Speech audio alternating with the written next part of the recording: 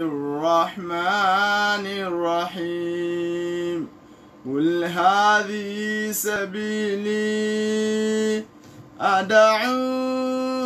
إلى الله على بصيرة أنا ومن اتبعني وسبحان الله وما أنا من المشركين. أيا طيب الأسماء يا من هو الله ومن لا يسمى ذلك الاسم إلا هو ومن كل ما نشكوه يا رب عافنا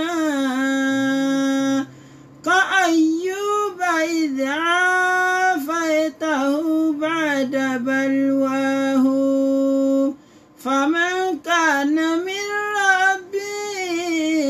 فإنك ربه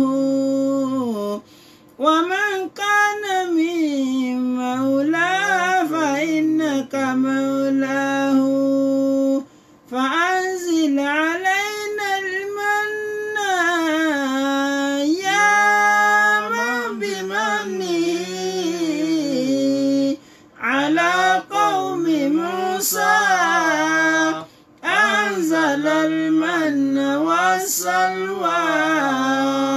على قوم موسى أنزل المن والسلوى. أعوذ بالله من الشيطان الرجيم بسم الله الرحمن الرحيم. Akí gbogbo àwọn mùsùlùmí káàkiri ibi tí ọwọ́jà ètò yìí ń fẹ́ dé pé assalamu alaikum wa rahmatulahi wa barakatuhu. Wa alaikum salam wa rahmatulahi wa Akí barakatuhu. káàbọ̀ sí orí ètò yín ètò wa Albasira èyí tó máa ń gorí afẹ́fẹ́ ní dèdé àsìkò tí a wà yìí. Ètò náà ti bẹ̀rẹ̀ nìyẹn pẹ̀lú ìyọ̀ǹda tọlọ́run. Ẹ jẹ́ ká farabalẹ̀ ká máa fọkàn bá ìdánilẹ́kọ̀ọ́ náà lọ. Àwọn ustaz wa tí wọ́n fún wa ní oúnjẹ ẹ̀mí gẹ́gẹ́ bí ìṣe wọn wọ́n ti wà ní ìkàlẹ̀. Àwọn náà ni ustaz Alhaji Sulaiman Buni Ibrahim Abi Ibrahim Ẹ̀sàòkè kọ́lọ̀ ń jẹ́ kí a rí wọn pẹ́ bismillah. أعوذ بالله من الشيطان الرجيم بسم الله الرحمن الرحيم الحمد لله والصلاة والسلام على المبعوث رحمة للعالمين سيدنا محمد صلى الله عليه وسلم وعلى آله وأصحابه ومن سلك مسلكه ونجى منهجه إلى يوم لا ينفع فيه مال ولا بنون إلا من أتى الله بقلب سليم وبعد adúpẹ́ lọ sí ọ̀dọ̀ Ọlọ́run. Alhamdulillah. Ọlọ́run ọba tí ó sì wá ní mùsùlùmí òun náà lọ́ba tí adúpẹ́ fún. À ń tọrọ àlékún ìkẹ́ àlékún ìgẹ̀ fún aṣíwájú ẹ̀dá Ànábì wa Muhammad sallallahu alayhi wa sallam. Ìkẹ́ Ọlọ́run kó máa bá Ànábì àti àwọn aráalé rẹ̀ àtàwọn sàhábà rẹ̀ àti gbogbo àwọn mùsùlùmí tí à ń tẹ̀lé ojúpọ̀nà tí Ànábì wa sallallahu alayhi wa sallam tó filẹ̀ tí ó fi di ọjọ́ tó jẹ́ pé la yanfa'u fihi malun wala banun. Owó ọmọ kò ní ṣàǹfààní illa man atallaha biqalbin salim. Àfẹnutọ́ wá pàdé Ọlọ́run balikiola Allah pẹ̀lú ọkàn tó là kò níbi ẹbọ ṣíṣe àti ìwà nifak. À ń fi àná Ọlọ́run bẹ lọ́n àwọn onígbọ̀wọ́ ètò yìí Ọlọ́run balikiola bá ní ṣe dáadáa fún wọn, bá ní ṣàlékún àánú rẹ̀ lórí wọn. Gbogbo ẹ̀yin tẹ́ ń gbọ́ wa káàkiri ibi tí ẹ ti ń gbọ́ wa àtàyìn tẹ́ ń wò wá káàkiri gbogbo ibi tí ẹ ti ń wò wá Ọlọ́run balikiola méjì kọ́rọ̀ ẹnìkọ̀ọ̀kan wọ́n dàrú ibi tó rí wá dé Ọlọ́run méjì kọ́ takú síbẹ̀ àlékún àánú rẹ̀ kọ́lọ́n kó sífẹ́ nìkọ̀ọ̀kan wa la haula wala quwwata illa billahi aliyil azim. Iléeṣẹ́ amútajérò 92.5 FM IBR Ọlọ́run balikiola méjì kó jóná. Iléeṣẹ́ náà Ọlọ́run jẹ́ kó máa lò kèsì wọlé àjọ kan sọ̀rọ̀ ó gbà àwọn òṣìṣẹ́ bẹ̀ Ọlọ́run bá ní fún wa ní àlùbáríkà la haula wala quwwata illa billahi aliyil azim. Ní ìjẹjọ́ ó yẹ kí a ṣe program so a kí gbogbo àwa tí à ń pè wá pé ṣé kò sí nǹkan kan ara ọ̀nà Nàìjíríà tí ó dáa gan òun náà ni ó fà látara òjò tí ó rọ̀ so tí àwọn ọ̀nà yẹn wá ń yọ kùlùlù dáadáa ń lọ fa àwọn ìdíwọ́ tá a fà wọ́n téèyàn bá ń gbójú ọ̀nà báyìí bọ́ báyìí sọ̀nà yọ̀ọ̀kan sáà máa lọ tọ́kọ̀ ò ní dúró rárá so ọ̀nà yẹn lọ́wọ́ padà mú ọkọ̀ wálẹ̀ for security purpose pé kó lè bá ráyè tọ̀ gẹ́gẹ́ dáadáa kọ́lọ́n kọ́ bá ní tó Nàìjíríà náà ṣe wọlé àdàkọ̀ sọ̀rọ̀ wọlé agbóhùn la ilaha illallah so kò sí nǹkan kan akí gbogbo wa so àwọn èèyàn pé lóríṣiríṣi so alhamdulillah kò sí nǹkan kan lónìí ní tí a fẹ́ gbéyẹ̀wò òun náà ni ẹ̀tọ́ ẹ rí i pé ibi tá a ti sọ̀rọ̀ last òun ni pé kí ni ojúṣe wa àwa mùsùlùmí sí ẹni tí è ṣe mùsùlùmí so a fẹ́ mọ ojúṣe mùsùlùmí sí aládùúgbò rẹ̀ ká lè bá a mọ̀ pé Islam is a comprehensive religion so ọdẹ gbogbo nǹkan tó kó sínú yìí kò sí ń tẹ́ wá débẹ̀ tẹ́ ní ìbá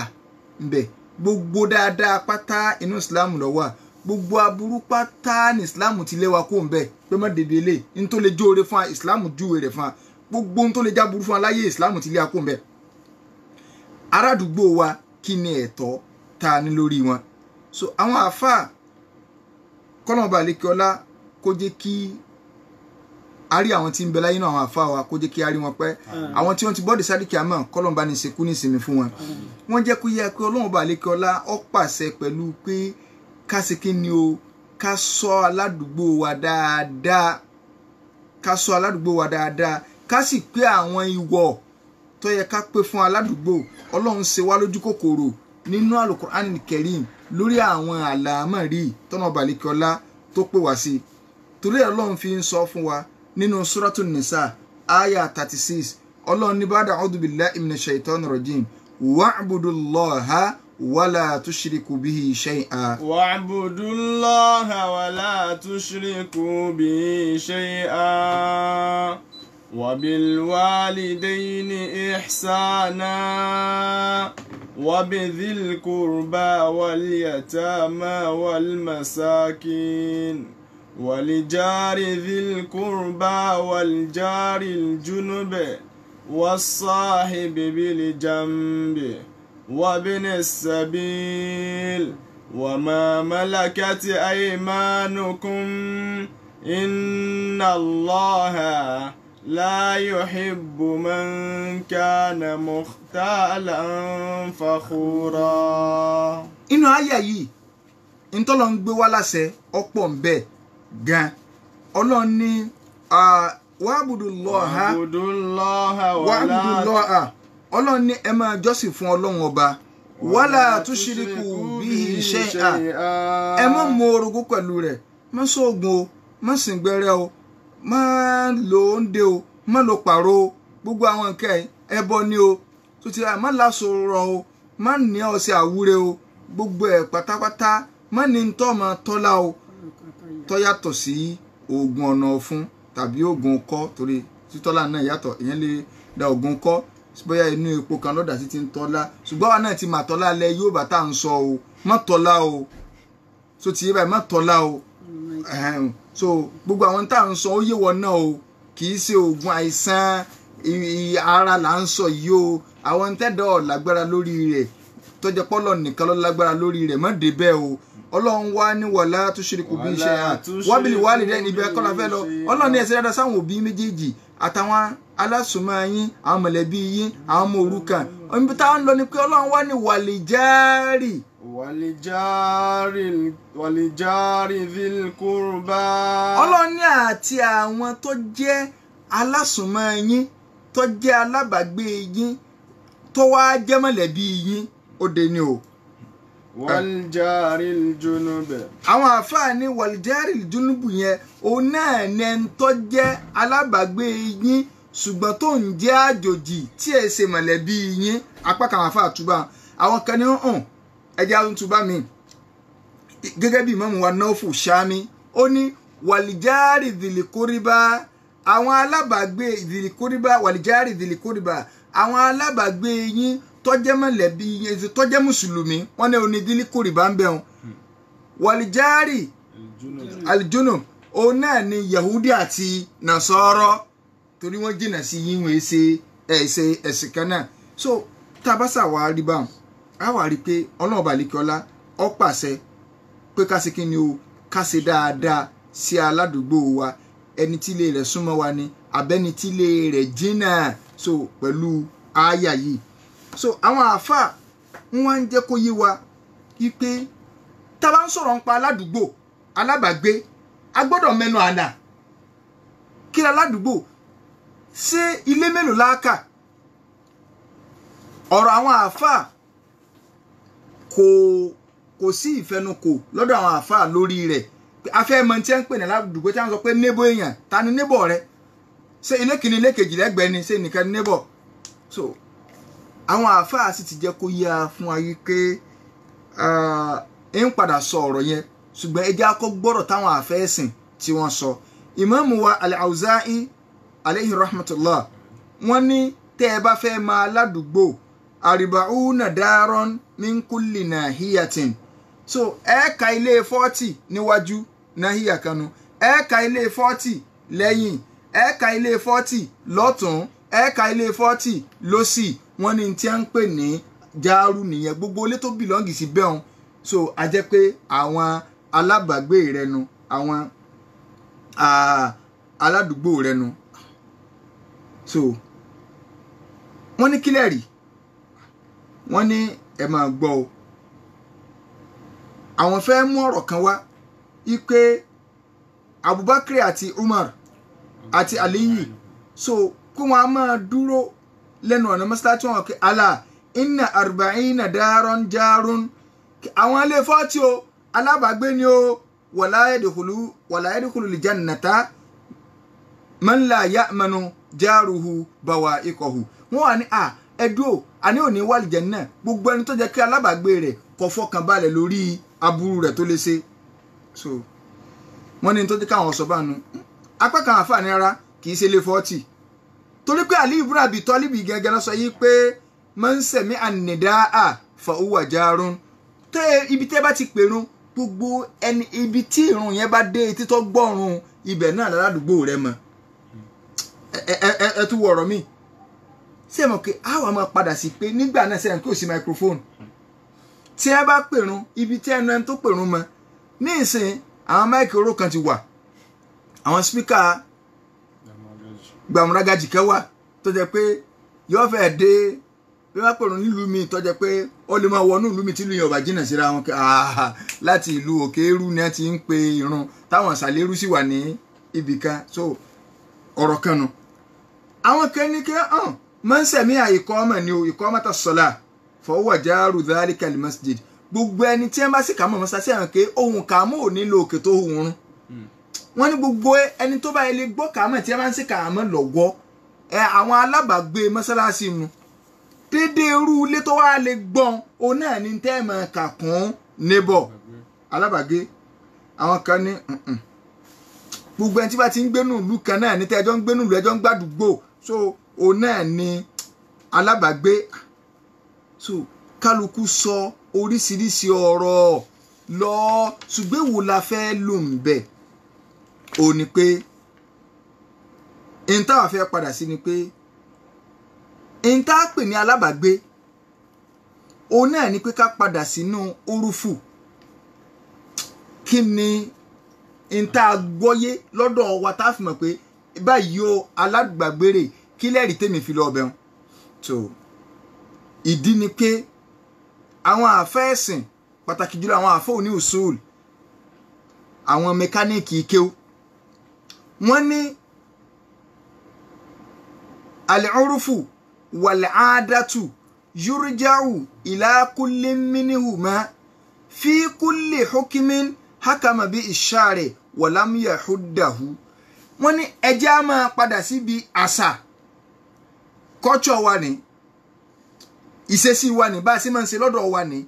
a máa ń lò nínú ẹ̀sìn ẹ má sì wá gbọ́ yóò a máa ń lo àṣà nínú ẹ̀sìn ṣùgbọ́n gbà wo la lò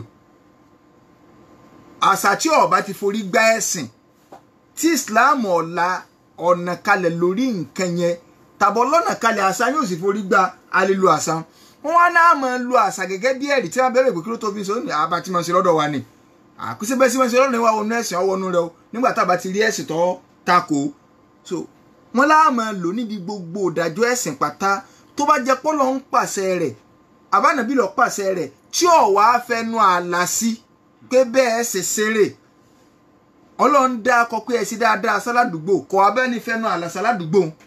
àwọn àǹfààní inú kọ́ọ̀tù yín lẹ́yìn padà sí pé lọ́dọ̀ yín tí wọ́n dákọ̀ aládùúgbò ta lẹ́yìn mọ́sàn aládùúgbò ṣe ti rí rúru wọn ló jẹ́ pé mọ́ gbé àṣà wọlé láwọn ibì kan kọ́ídà yẹn ó ní okùn tó dé níbo láti gbé àṣà wọlé kì í ṣe bí ìdọ̀bálẹ̀ kì í ṣe bí ìkúnlẹ̀ kì í ṣe bí pé àṣàlélẹ̀ tá a fẹ́ ṣe lọ́dọ̀ tiwa ṣìnáàpù náà fi máa ń kówó lórí ọmọ tó bá fẹ́ fóbìn ẹ gbé ṣìnáàpù wa ṣìnáàpù ò sì wo rárá ẹ gbọ́ tí ẹlẹ́rìn dòdò kan wá rárá kò sí tó kàn wá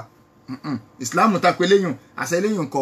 àti ké sẹ́rí ẹ wà kóbì náà wà torí pé obìnrin bí kú irọ́ àmọ́ ẹni tí ń jobi lọ tó kú ikú kan ká obì lẹ́nu rẹ̀ báyìí òun àti obì wọn jọ lọ àlìkí àmọ́ tó gbé àwọn léyìn Yorùbá lẹ́fù ní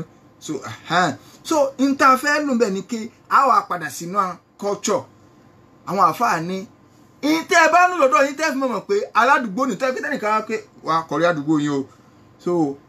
ó lè má jẹ́ lé 40 bóra sí afẹ́ padà bẹ́ẹ̀ ká padà sí landlord association bóyá zone lẹ́fí máa ń pọ́n ayé lọ́dọ̀ tí ń pé àwọn ará zone kìíní kan rè so tẹ́ ẹ tó gbàgán yí pé ọ̀dà náà tó ní general so tó wá jẹ́ kí tẹ́ wá bá kí zone kẹta ti débi wọ́n bí léèrè pé wọ́n bì kí lọ́ wá ṣe ń bì àjẹpálá àdúgbò nù àti kọ́kọ́ mọ àlà àdúgbò báwọn ká lo ń tẹ́ ẹ bá ń lọ́dọ̀ tí báyìí pé lé méje lẹ́fí máa mọ̀ yìí pé àwa tọrọ bí ìjọ kan so àtọ́rọ̀ bí ìjọ kan àdúgbò bí kan bẹ́ẹ̀ bá dẹ̀ ní ìsìn wọ́n ní 14 acres àbí nǹkan ìdìbẹ́rì mìíràn ṣe ìdìbẹ́ ìjọ kìíní ní 14 acres ó kọ̀ táwọn ń pera wọn bóyá òun yẹn ra 14 acres sí wọn bóyá ní ìsìn ó lè jẹ́ ẹwà àdúgbò ilé tí ó wà lóun dà 14 acres so bóyá wọ́n sọ̀rọ̀ àwọn di àdúgbò kan nu ó lè dọ̀lá ní ìsìn kára àwọn kan pé ń bò àdúgbò tí 1 acre so bóyá lé 1 acre ìyẹn mẹ́fà péré náà lọ́wọ́ àbẹ̀kẹ́ àgbà yìí ẹ̀sìn fẹ́ǹsì láǹdí ẹ̀ so àdúgbò wa nu ìntẹ́ bá ti ní ọ̀dọ́ ìntẹ́ mọ̀ pé aládùúgbò yìí ni òní kí ni o ní àdúgbò so Islam wa ń sọ̀rọ̀ ń pa dáadáa ó ń ṣe Ọlọ́run sallallahu alaihi wasallam ànábì wa ni mẹ́ńsálà Jibril yusini Jibril ọ̀yẹ̀ kò gbò lẹ́yìn tí ń ṣàtúnṣẹ́lẹ̀ fún mi nípa alábàgbé pé ìwọ Muhammadu ṣe dáadáa sáwọn alábàgbé rẹ o ṣe dáadáa sáwọn alábàgbé rẹ o débi pé mo fi wá ń wò pé annahu sayuwarrithuhu àbí ṣé Jibril fẹ́ jogún aládùúgbò ni so fẹ́ jogún alábàgbé ni tí fi wá ń gbogbo gbà yẹn sàn sọ pé Ọlọ́run ò ṣe dáadáa sáwọn alábàgbé rẹ Ọlọ́run ò ṣe dáadáa sáwọn aládùúgbò rẹ Ọlọ́run ò ṣe dáadáa káwọn kí ló dé ẹ wo Islam ìwọ wá ń gbé ládùúgbò ibì kan ìnira làwọn èèyàn rí lára ẹ wọn ò rí dùnú ọwọ́ alẹ́sìn ni àrárá ẹ̀sìn kọ́ lélẹ́yìn o ànábì ń tẹ́ fi mọ̀ nínú àdìsí ṣọ́ra yẹ ànábì ní wallahi la yumin wallahi la yumin wallahi la yumin lẹ́ẹ̀mẹ́ta ànábì ní mo fọlọ́n sẹ́rẹ́ rẹ̀ àní ìgbàgbọ́ rẹ̀ ò tí ì pé kí ẹ̀rọ olùgbàgbọ́ òdodo gidi kí ẹ̀rọ olùgbàgbọ́ gidi lẹ́ẹ̀mẹ́ta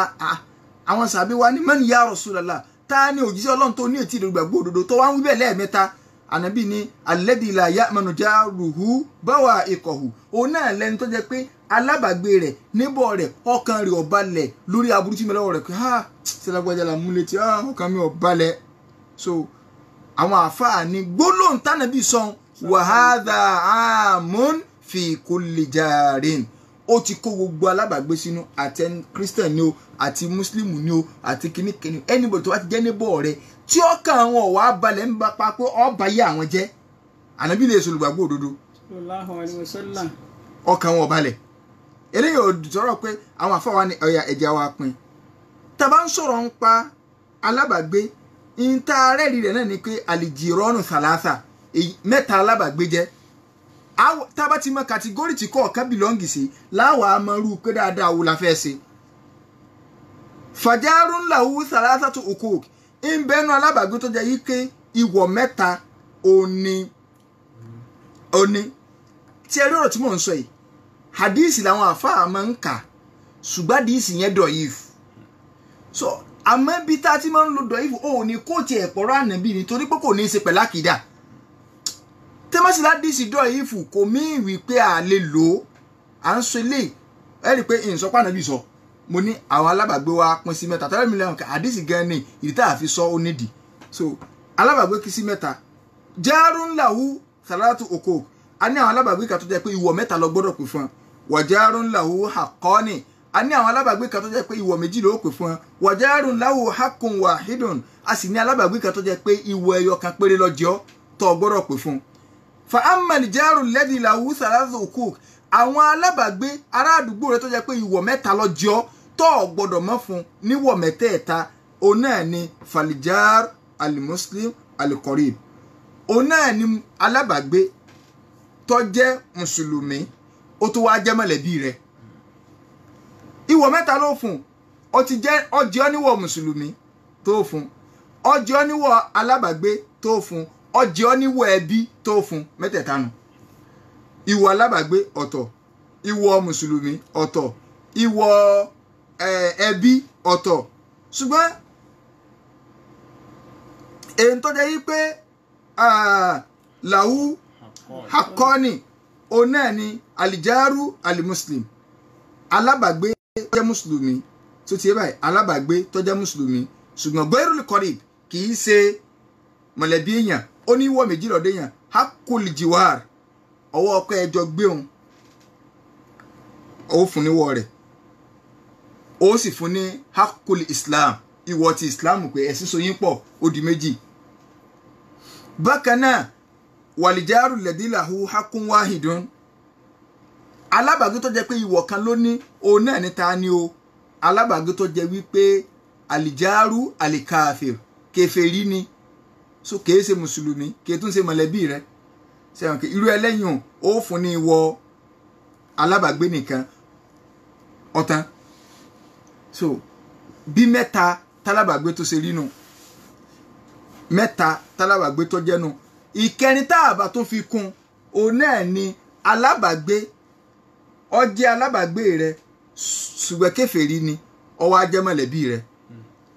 ìwọ̀ méjì náà ló padà fún yàn náà so ìwọ̀ aládùúgbò àti ìwọ̀ mọ̀lẹ́bí so n táwọn àfa àti yẹn kanu kálíbà mọ̀ pàtàkì nǹkan tá a fẹ́ máa sọ lálẹ́ òun náà ni wípé ìyá wa Aisha radiyallahu anha ó wá bá nàbí náà àdìsí mọ̀ wà Bukhari gbà wá wípé ìwọ ń ṣe ọlọ́run inna li jarayn ànábì mo ní alásùnmọ́ méjì mo lálábàgbé méjì fa ila ayyihima uhdi tí n bá tiẹ̀ fẹ́ ṣe nǹkan ta ni kí n fún nù àwọn méjèèjì nǹkan tí mo fẹ́ ṣe nǹkan àìchánsì kan ló yọ táwa ni fún àwọn méjèèjì ànábì ní ila aqrabihima minki baban ẹni tí ẹnu ọ̀nà rẹ̀ bá súnmọ́ jù so ẹni tí ẹnu ọ̀nà rẹ̀ bá ṣe kí ni o tó súnmọ́ jù so ó ní kó o ṣe dáadáa sí jùlọ àwọn àáfàá wọn wá ka àwọn ìwọ̀ alábàgbé tá a sì kí ni o tá a fún wọn wá kà káwára mọ́ mu ní sísẹ̀ntẹ̀lé alákọ̀ọ́kọ́ ń bẹ alhaqul awwal àti mọ̀ pé ó pàtàkì ká ṣe dáadáa sálábàgbé àyá Kùránì ti gbé wá hadith anabi ti gbé wá sallallahu alaihi wasallam àwa fẹ́ mọ̀ alhaqul awwal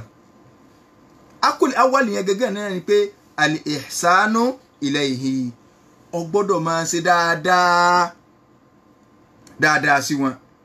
alábàgbé rẹ̀ ó máa ṣe dáadáa sí wọn ó jẹ́ mùsùlùmí ni o ó jẹ́ kèfèrí ni o ọ̀ranyàn ni kì í ṣe pé tó bá wù mí ni ọ̀ranyàn ni kílẹ̀ rí Ànábì sallallahu sọ pé man kana yu'minu billahi wal yawmil akhir ẹ̀ ń bá gbọ́ lọ́n gbọ́ tó gbọ́jọ́ gbèrè mọ́ gbọ́ fala yu'dhi jarahu kò gbọ́dọ̀ fi ara ní aládùúgbò rẹ̀ ara àfara ní bú tí ìsìláàmù takò ká fi àwọn àpẹẹrẹ yìí ó ṣe dáadáa o ìwọ tó ló ń ṣe náwó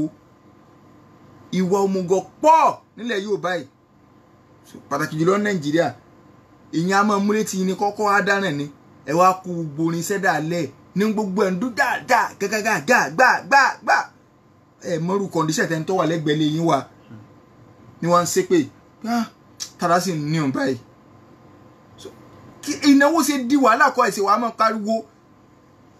ẹlòmínà wa ń bẹ ẹ̀hún àwọn ògbóni tòótọ́ náà àná wa ń ṣe súná ọmọ wọn à lọ play kùnútù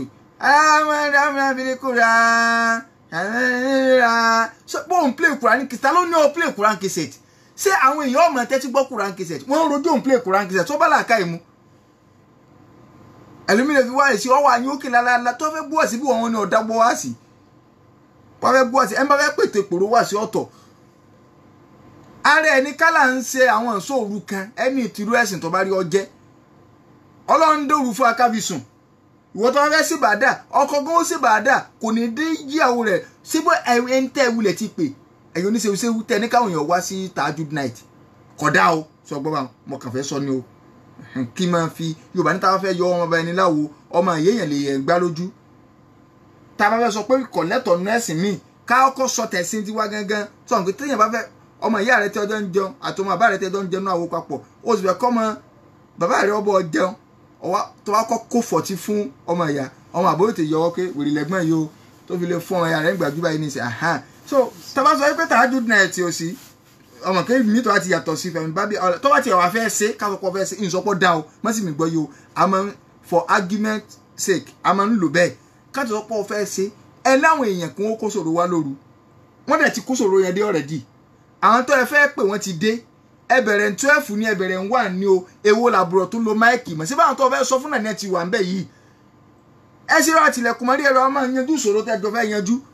kí lábúrò tó wá yín kíní òkè kí lábúrò máa lùlù kí lábúrò máa pariwo aláàkiri kan níjọ́ tó rẹ̀ wọ alábòsí ni ọ́ níjọ́ tó rẹ̀ wọ tára àárí ọ̀yà tó mọ̀ pé àwọn àsìkò kan bẹ téèyàn ní bùkátà sí pé tí wọ́n bá pariwo lóògẹ̀ rẹ̀ bí ìgbà tó fẹ́ jáde láyé ni tọ́lọ́ ń gbèrú ẹ̀ kan sẹ́tẹ́nìkan bá ń lù lẹ́gbẹ̀ẹ́ rẹ̀ àdúrà ló ṣe fẹ́ ní àbí pé àìmọye ọ̀pọ̀lọpọ̀ yín forí ké pé síbi kálukú lọ́mọ tí ń ṣẹlẹ̀ nínú ilé rẹ̀ nítorí kí tá a bá tẹ̀lé Islam á rí wípé wà lẹ́ẹ̀ ó ní fara ní ẹnìkan kí ládùúrà tó fẹ́ fi kó nira bẹ́ẹ̀ ṣé wọ́n sọ wá pé dandan kéèyàn ò jí lóru ni òun náà máa tó bọ̀ sẹ́rẹ̀ ṣe tó fẹ́ fi sinmi wọn á ti wá sọ gbogbo àdúgbò yòókù dẹni tí ó ní láàkáì àfọn tí bá ń gbénu ẹ́stéètì gidi lókù tí ẹ ti ní nǹkan wa àwọn ẹlẹ́sìn tí ó yà sófin kò sí sóòru o kò sí sọ̀sìn kíní kankan o mọ́kàrú sí àwọn nìkan lórí wọn á pèrè sí àwọn yòókù ó fẹ́ kó gbẹ̀yìn lánàá ọ̀dẹ̀ yín náà ṣerú òfin wọn. ìwo ni ká máa dí rẹ ni lọ́rùn ẹ̀sẹ̀ bíjọ́ kan lọ́sẹ̀ ni níjọ́ kan lọ́sẹ̀ ń sọ ọmọ ibi tó bọ́ sí lára kálukú sí gbogbo à ń lọ sùn lọ́mọ tí ń ṣẹlẹ̀ nínú ilé kálukú. ara àníra ni kí wọ́n á múlé tí yàn kún múlé tí ilé ìjọsìn kó di wàhálà sí yàn lọ́rùn. ǹjẹ́ ó sì wọ̀ pèrò ẹ̀wọ̀ náà tó péré aláṣáájú ẹ̀sìn tó rí ọ̀ ló fi jẹ́ pé ọ̀gọ̀rọ̀ gan máa ń ṣàbòsí níbi ká ṣáájú kírun gan ńgbọ́ ọba ń ṣáájú kírun tó ọpẹ́ lọ́ra gandan lórí irun ọ̀ràn yẹn ọpẹ́ àwọn jẹ̀mọ́ fẹ́ẹ́ lè máa sápò orùkù ọpẹ́ oforíkẹlẹ̀ ọpẹ́ wàhálà ó ti ẹ̀tọ́ tó bí díẹ̀ àtàwọn yóò tún máa ṣe níforíkẹlẹ̀ tì lásìbí irun wọn ó tún wá pẹ́ lọ́ra gandan ta lọ́bíọ̀ kò sínú súnà bẹ́ẹ̀ ànábì ní àsìkò tẹrú máa ń súnmọ́ lọ́njù ni pé tó bá wà níforíkẹlẹ̀ ẹ sì pọ̀ ládùúrà ń bẹ̀ kò sọ pé láàsì ìforíkanlẹ̀ èwo ni tí láàsì tẹ̀ tún wá ṣe Yorùbá lẹ́fù nìyẹn ọwọ́ pẹ́ẹ́pẹ́ẹ́pẹ́ ẹlòmíì tí wá sí lókè kò sí mọ́mọ́ òde wọn ni ńjọ́ tí wọ́n tọ́ jẹ́ mọ́mọ́ tó ń pẹ́hùn tó fèkè wá mú ọ tó ṣáájú kírun tó wá fásitì kí sórí pálábòsí ni ọ. ṣé ńjọ́ tí wọ́n ń pẹ́hùn tára rẹ̀ yá wọn ṣé kó o tó bẹ̀rẹ̀ ẹ̀rùn sọ ọkọjú sáwọn èrò ẹ̀yìn pé dákun o ta lórí ń fọnú yín o kí n tó bẹ̀rẹ̀ ẹ̀rùn o. ọmọ kọ̀ǹdíṣẹ́ èrò ẹ̀yìn náà ntànàbí sọ fún Uzaifa náà pé ro amọ́ tó fi kírun o torí pé ìrìn yẹn mẹ́ta ní ń bẹ lẹ́yìn rẹ o ẹni tí ara rẹ̀ ọ̀yà ń bẹ o ọkàn gbé mọ́ nìyẹn wá ni ẹni tó ní bùkátà tó fẹ́ gbọ́ ìrun lọ pàtàkì lẹ́mìí ẹ̀ àti wàdọ̀ yìí ọ̀lẹ́ bọ́lá ń ṣe dé ẹni kọ̀ lẹ́mìí àti dúró lọ títí pọ̀ jù ó ní ó sì sin náà ṣùgbọ́n tó o bá débi náfìlà tó kù wà àtọ́lọ́ ọ bá dùn kẹsẹ̀ rẹ ọkàn dànù ìwà àtọ́lọ́ lélẹ́yìn ọ̀nà tá ń pè ọ ní náfìlà ẹ wo àwọn nǹkan yẹn Ànábì fi sọ yìí pé àníṣe o kèé ṣe olùgbàgbọ́ òdodo ṣe ẹ bá jẹ́ olùgbàgbọ́ òdodo tọgbọ́ lọ́n gbọ́ tọgbàdọ́gba ẹ̀kẹ́ àmọ́ gbọ́ kò gbọ́dọ̀ máa ṣe kí ni o kọ́ máa fara ní aládùúgbò rẹ̀ ó ṣe súnú ọmọ gbogbo àdúgbò sùn ó ṣe fúdọ̀ gbogbo àdúgbò sùn ó ṣe àwùgbò àdúgbò sùn ọ̀sán gan náà kálukú ẹlòmíín bẹ tó yẹ pé kò lọ bí sẹ́ńjọ́ náà ọkàn ní pé jẹ́ ìfòní rest jẹ́ ìfòní ìwọ̀n kábàámọ̀ ká wọ̀ lọ irú náà wo burúkú wo ni ẹ̀ ń ṣe sóò kiri ọ̀dà ń fẹ́ tọ́ ti ẹ̀ dùn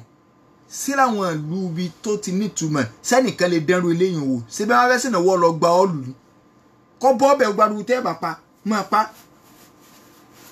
ẹ̀ tún dí títì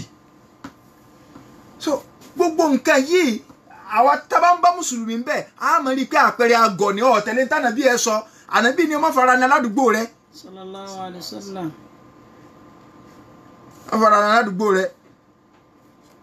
wá ní kíní kan ló ń ṣe ànábì tún ní wa man kana yu'minu billahi wal yawmil akhiri falyukrim dayfahu ẹ ń bá gbọ́ lọ́n gbọ́ tó gbàdúgbà ẹ̀kẹ́ àmọ́ gbọ́ àlejò rẹ̀ tó bá wá bá pálejò lé wa man kana yu'minu billahi títí dé parí hadith yẹn ànábì tún ní ẹ ń bá gbọ́ lọ́n gbọ́ tó gbàdúgbà ẹ̀kẹ́ àmọ́ gbọ́ dáadáa ni wọ́n máa tẹnu ẹ̀ jáde o tàbí kọ́ dákẹ́ ńgbà àwọn èèyàn wíwì kúwì lórí Facebook ní ìsìn tó di wípé àwọn èèyàn ti rí pé ẹ̀wọ̀n wà níwájú ẹ rí i pé kálukú ti dákẹ́ ọwọ́ à ń sẹ́kù àwọn tó wulẹ̀ fẹ́ sọ̀rọ̀ ẹ̀sìn àwọn ẹlẹ́ẹ̀kẹ́ ìbùkún ọ̀wá sí prógámù léraléraléraléraléraléra mọ́ nígbà tí rí àwọn èèyàn tí ti ń gbòòrùn ẹ̀wọ̀n níwájú ìntọ́ so kálukú ọ̀fẹ́ lu ẹ̀wọ̀n ṣùgbọ́n ó sì lè tẹ́ kálukú lọ́rùn kò bú sáà bí kó rò pé òun ó bù gbé bẹ́ẹ̀ ẹ̀wọ̀n àlìkàmọ̀ ń bẹ́ẹ̀. inú àdìsí àbí Hurairah ànàbì ni man ya'khudhu anni hadhihi al-kalimat fayamalu bihinna aw yu'allimu man ya'malu bihinna ànàbì ni ẹmọ àbúrò rẹ ànàbì sọ yìí pé talent tí ó gba àwọn gbólóhùn tí mo fẹ́ sọ lọ́dọ̀ mi tí ó dẹ̀ fi ṣiṣẹ́ ṣe àdéhùn ni tí n bá ti sọ kó fi ṣiṣẹ́ ṣe ìgbà yẹn mẹ́tí máa fẹ́ fẹ́ lómi prayer máa ní tọ́ sọ bá ti gbọ̀n pé ò ní ṣe mọ́ wùlẹ̀ gà fún un tó bá ti mọ̀ pé ó ṣe èèyàn máa fi fẹ́ jẹ̀mú sí rẹ̀ nígbà tó jẹ́ pé ànábì ní ta ọ̀rọ̀ tí mo fẹ́ àwọn gbólóhùn tí mo fẹ́ sọ yìí ta ni ó gbà lọ́dọ̀ mi tí ó sì lò ó tàbí kọ́ bá ń kọ́ ẹni tí ó lò tó bá ń kókó lè wúlò fún un. Abu Hurairah ní radiyallahu anhu ana ya Rasulallah ànábì wọ́n ṣe wallahi kò sí ní tó lè má yé èèyàn dàrú tó kéèyàn bú Abu Hurairah nínú àwọn sàbí kọ̀ yẹ kéèyàn bú sàbí kẹ̀kẹ́ o ṣùgbọ́n nínú ẹ̀ tó tún jẹ́ pé nógó èrè àlọ́rọ̀ rẹ̀ òun Abu Hurairah wà nítorí pé ó sọ́fà fún ẹ̀sìn yìí radiyallahu anhu ó lè pẹ́ gba ìsìláàmù náà tó tọ́ tí ó jẹ́ pé gbogbo tó lónú ìsìláàmù tó fi gba ìsìláàmù tánà bí fi kó ọjọ́dún 4 àbọ̀ lọ ìyẹn kọ́ ni iṣu kì í ṣe bó ṣe pẹ́ ní nǹkan. So Abu Hurairah wá ní fa akhadha bi yadi ànábì wá gba ọwọ́ mi báyìí fa adda khamsan ànábì wá ka nǹkan márùn-ún yìí nǹkan márùn-ún yìí ó tó ká fi ṣe wáàsí nìkan ṣe àpọ̀rọ̀ ká ṣe dáadáa sí aládùúgbò là ń sọ ànábì wá ní ittaqil maharim number 1 ó ti lọ páyà gbogbo mọ̀sẹ̀ ọlọ́run tọ́lọ́ bá ní ọmọdé bíi nǹkan báyìí ọmọdé bẹ́ẹ̀ lọ páyà rẹ̀ takun a'badan nas ìwọ lọ́ọ́ jẹ́ ń tọ́mọ ọlọ́run sìn jùlọ lórílẹ̀ ànábì ń sọ nǹkan kọ̀ọ̀kan tí ó máa ṣẹlẹ̀ ó sì ń sọ solution tó o bá ti ń ṣe lé báyìí ní tí ó máa jẹ́ solution rẹ̀ ni ittaqi al-maharim takun a'badan nas lọ páyà lọ bẹ̀rù gbogbo àwọn mẹ́sẹ̀ ọlọ́run ìwọ ni ó jẹ́ olùsìn náà jù lórílẹ̀ ó de ní o wardọ̀ bima qasama Allahu lak takun agina nas lọ yọnu sí ní tọ́lọ́ ń bá pín fún ọ lóore wallahi ìwọ lọ́rọ̀ rọ̀ jù. Imam Shafi ní faladha yarani wakifan fi tariqihi waladha yarani wakifan fi tariqihi waladha yarani qa'idan inda babihi. Imam Shafi ní èmi tẹ́ ń wò yìí faladha yarani olówó kò ní rí mi wá ń kì fá kí wá dúró lẹ́dúró náà kí ẹ̀wà lẹ́yìn náà sọ látàrọ ẹ̀rọ̀sà èrìkẹ́ ọ̀hún wà ládá yàrá ní kọ́ ìdáyìn dàbá bì í kọ̀dé lórí mi kí wọ́n lọ tẹ́gbàdúrà kẹnu ọ̀nà lẹ̀ kí ni wọ́n bá ń sọ yà sí kalẹ̀ àti bá fi náà tẹ́ nálẹ̀ gọ̀ní yóò bì lámálí. gọ̀ní yóò bì lámálí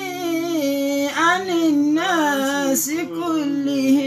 mo wá dọlọ́rọ̀ lẹ́ẹ̀jẹ́ kí mo kó dúkìá jọ because ẹ̀ mọ̀ pé nígbà tó o bá ti gbé bùkátà lọ báyàn wọn àmọ́ òkú ti dáa fún ọjọ́ bá ń lọ ìlànà bí náà sọ pé wardọ̀ bima qasama Allahu lak takun agna nas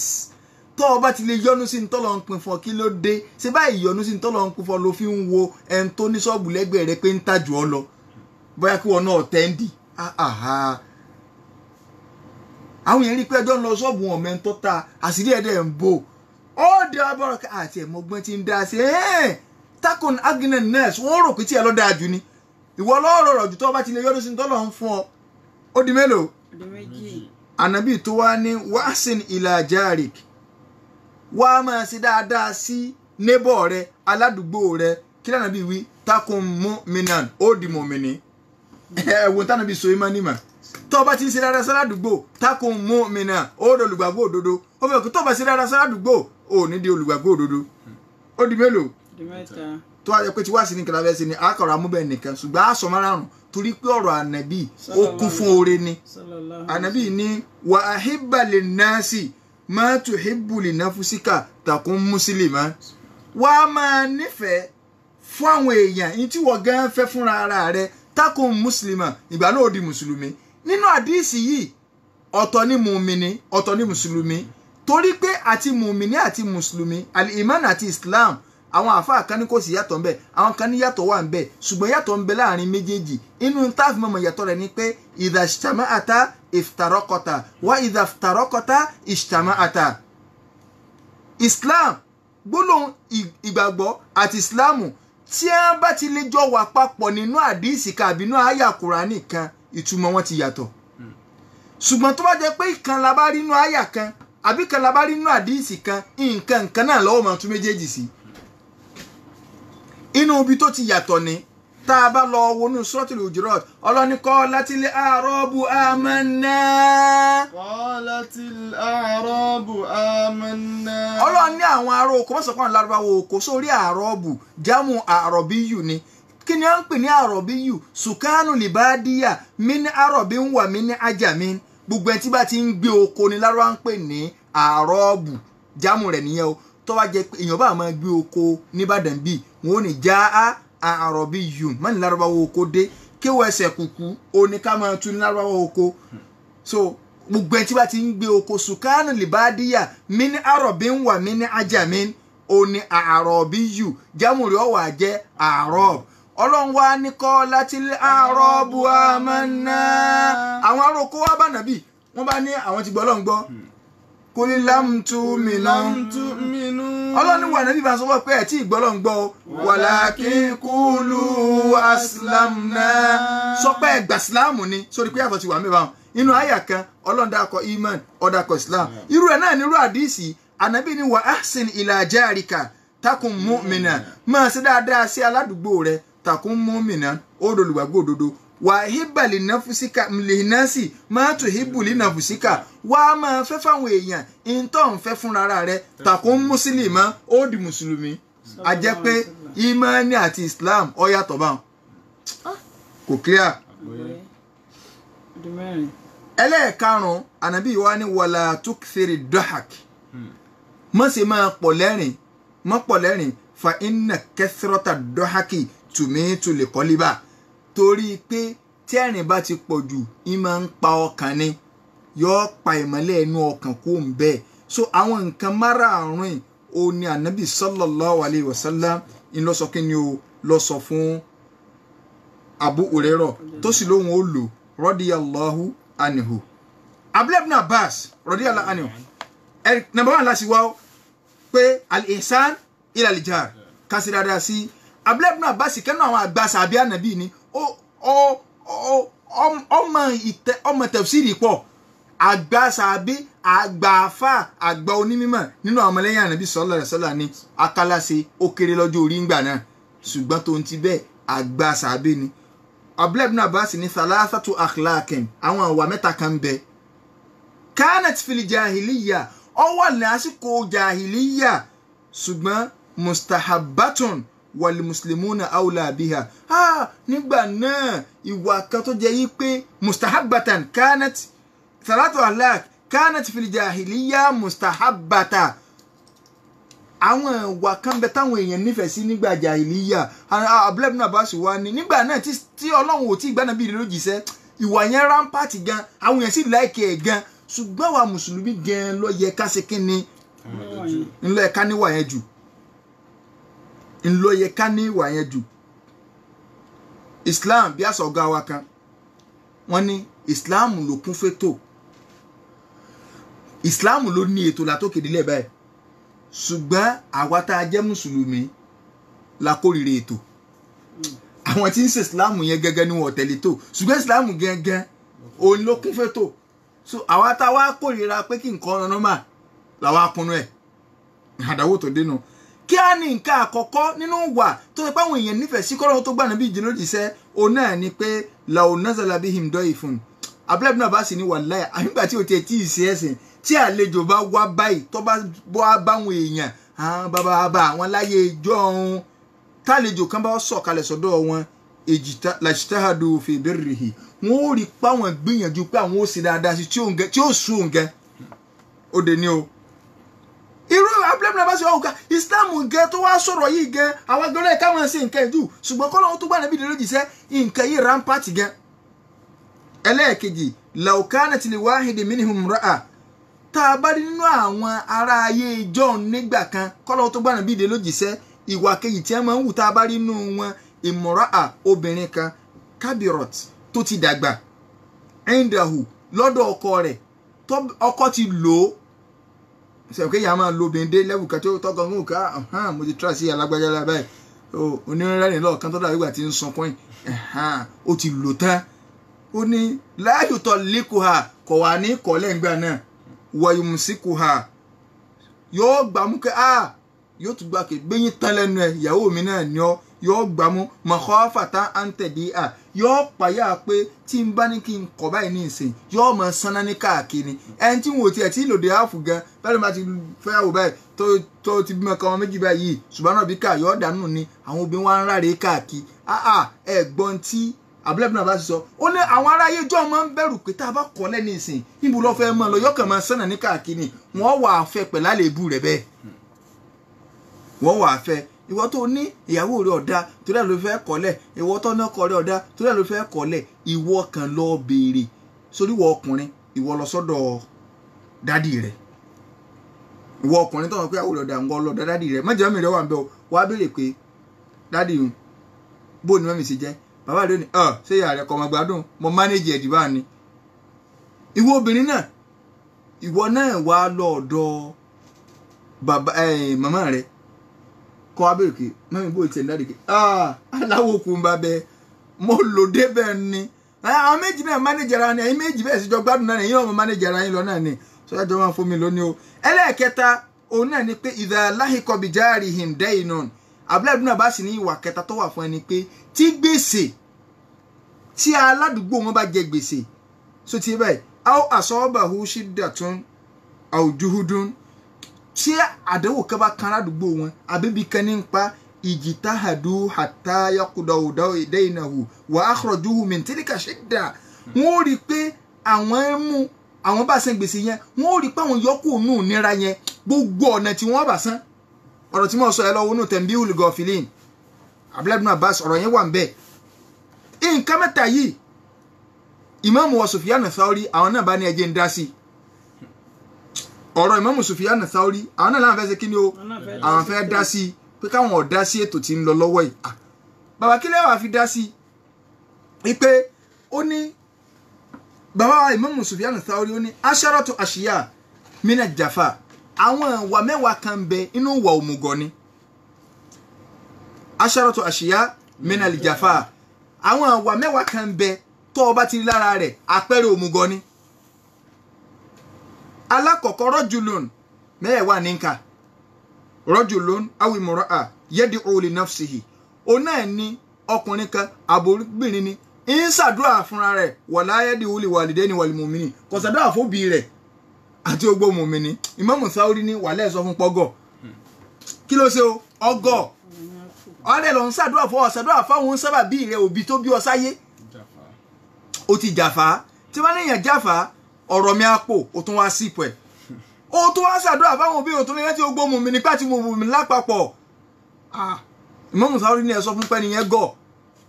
ẹlẹ́ẹ̀kejì rajulun yaqra'u al-Qur'an wala yaqra'u fi kulli yawmin mi'ata aya ọlọ́ọ̀fẹ́ máa ka Kùránì wà lè gbẹ̀yìn kọ́ ọmọ 100 àyà lójúmọ́ Imam Thauri ní ẹ sọ fún pọ́gọ̀ ọba ní kàmọ́ wulẹ̀ ká ṣùgbọ́n fẹ́ kà wá kà less than 100 àyà ìwọ òmùgọ̀ ni. ẹlẹ́ẹ̀kẹta rajulun ọmọnìyàn kan dakhala al-masjida ó wọ mọ́sálásí wa kharaja ó wá jáde padà wa lam yusalli rak'atayn kò sì kí rákà méjì kò kọ́ lọ bí yẹn bá wọ bí kéèyàn máa ń kíyàn ni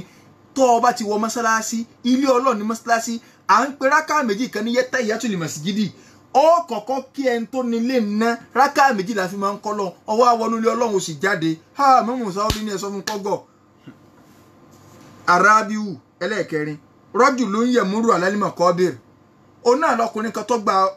ìtẹ́ kọjá walam yusallimu alayhim walam yad'u lahum kò tiẹ̀ sálámà sáwọn òkú tó wà ń bẹ̀ débi kí ó tiẹ̀ wá ṣàdúrà fún Imam Thauri ní ẹ sọ fún kọ́gọ̀ ó di mélòó ìwọ òmùgọ̀ number 5 rajulun dakhala madinata fi yawm al-jum'ah thumma kharaja awwalu luka ọwọ́ Madina so ti báyìí ọwọ́ luka kì í ṣe Madina ta Ànábì mọ́ sọ ọwọ́ luka níjọ́ Jímọ̀ ó tó jáde kó ńbẹ̀ ó wá kí Jímọ̀ ńbẹ̀ ìwọ mugo ni o ẹlẹ́ẹ̀kẹfà rajulun aw imra'a nazala fi mahallatihima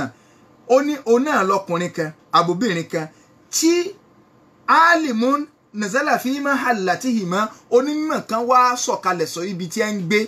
onímọ̀ kan wá bẹ́ẹ̀ walam yadhhab ilayhi ahadun liyata'allama minhu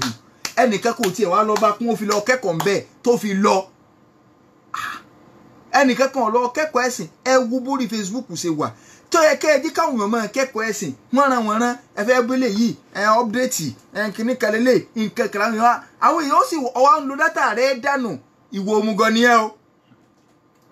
kí ni lágbájá tó sọ lónìí so ti gbọ́ kó ti fún lésì padà àwọn èèyàn wá ń wọ́nran ọ̀nà wo tiẹ̀ dànù so Imam Saudi ní onímọ̀ sọ̀kalẹ̀ sọ́dọ̀ rẹ̀ kò wá sẹ́ni ẹ̀kan tó lọ tap knowledge lọ́dọ̀ rẹ̀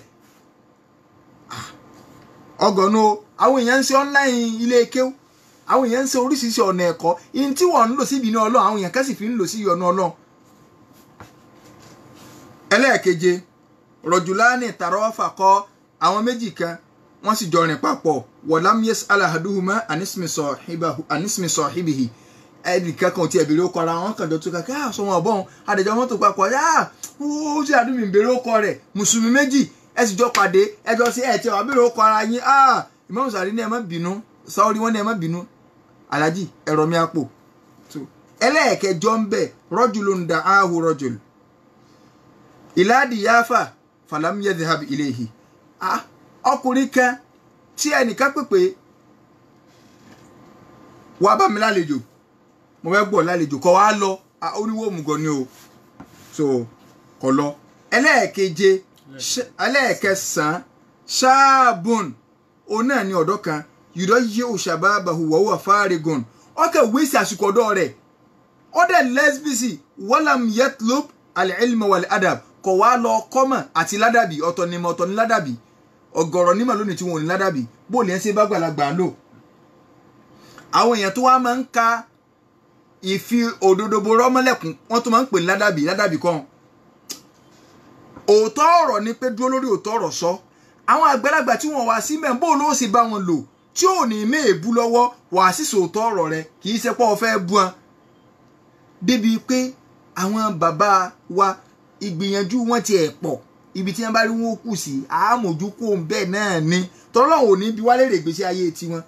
èmi ò tiẹ̀ sọ lúmi àwọn àbá wa nù lù Ìbàdàn yìí téèyàn bá gbọ́ ìtàn wọn inú yóò sì máa dòpọ̀ lọ́n fún aláwọn bàbá rẹ̀ rahimahumullah ajma'in kọ́nà ọba àlekọ́lá kí ọba nìkẹ́ ogun wọn lápapọ̀ ẹlẹ́ẹ̀kẹ́ wa tọ́jẹ́ pé gangan ní tọ́píìkì wa òun náà ni pé rajulun shab'an ọmọnìyàn kan tó yó kẹ́kẹ́ wàjáruhu já ìhun alábàgbére bí sì ń pa wàláyù tí ìṣe amíntọ̀ àmì yìí kò tí ẹ fi nǹkan rùn mú wò báyìí nínú oúnjẹ rẹ̀ Imam Saudi ní ẹgbà kó wọ́n mú gan ni torí inú tánà bí pa aláṣẹ ni pé ká sí dáadáa sáládùúgbò sallallahu alaihi wasallam kódà ànábì sọ fún Abidhari yìí pé inú dáadáa tó lè ṣe ni pé tó o bá ṣe ń jẹ tó ti báyìí omi ọbẹ̀ rẹ̀ dání sí kọ́pọ̀ kọ́ ọ má jẹ́ káwọn aládùúgbò fi mú kó òórùn lásán so nígbà ayé nítumọ̀ torí oúnjẹ ó tún ṣòro ní ìsìn kọ́lọ̀n kọ́ ṣàánú wa so hadha huwa al-haqqul awwal tí a fẹ́ sọ kódà lọ́ndà haqqul awwal yẹn a sì tó padà ṣàlàyé ẹni tí fẹ́ǹsì wọn jọ papọ̀ tẹ́lẹ̀ ìgbìngì tígi ẹ̀ wá náwó síbi ẹlẹ́ẹ̀kejì à ń bọ̀ ń bẹ́ẹ̀ kí ni ìwọ aládùúgbò gbogbo ẹ̀ lànà bí ṣàlàyé fún wa sallallahu alaihi wasallam so kí ni tí ó ṣe so kọ́lọ̀ balẹ̀kọ́lá kí ó ṣàánú wa a fàyè gbà béèrè so láàrin 5 minutes kó tó di pé a sùn ní ẹnu rọ̀ àwa tí a bá fẹ́ pè wọlé ká pò wá sí orí ẹ̀rọ ìbánisọ̀rọ̀ ẹ̀ 081 21 024846 081 21 024846 òun náà ni nọ́mbà tí a pèsè náà.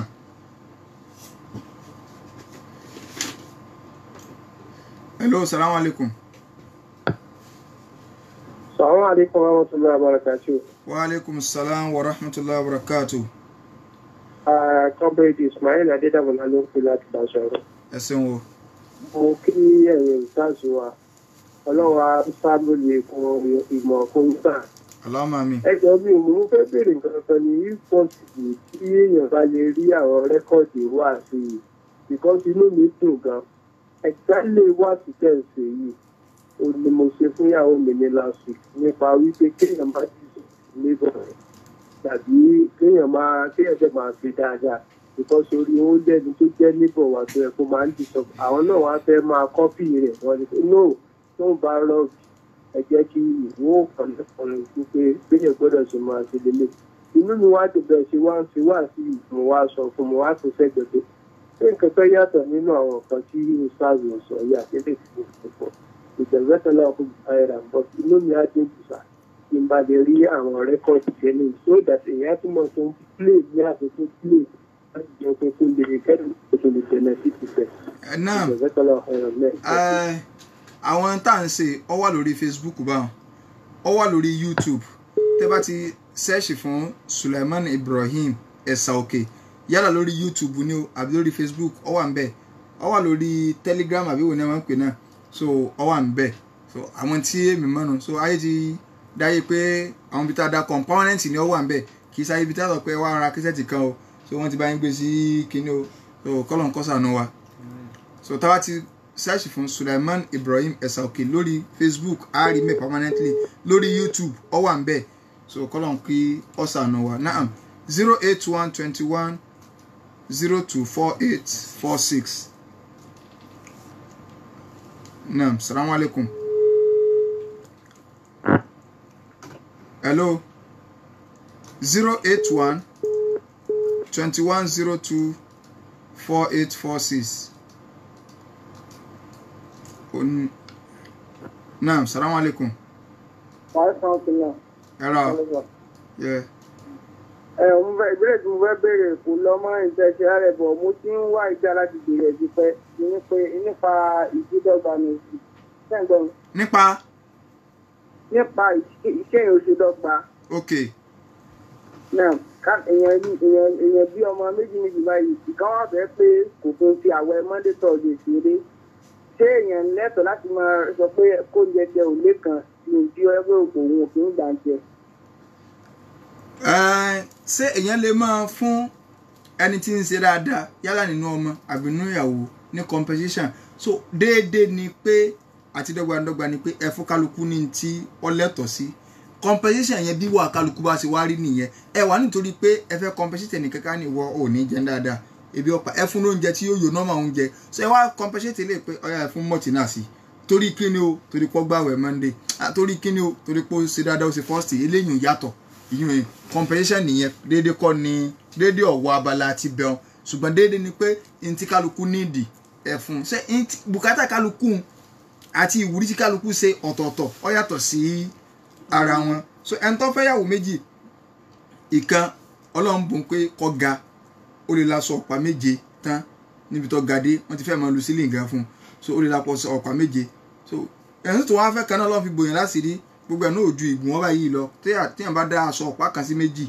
so yóò tún tó rán yóò tún ṣẹ́kù so kí wá ṣe déédéé lọ́sọ̀ yìí pé àwọn ní ti ní àṣe déédéé ọwọ́ ara aṣọ ọ̀pá méje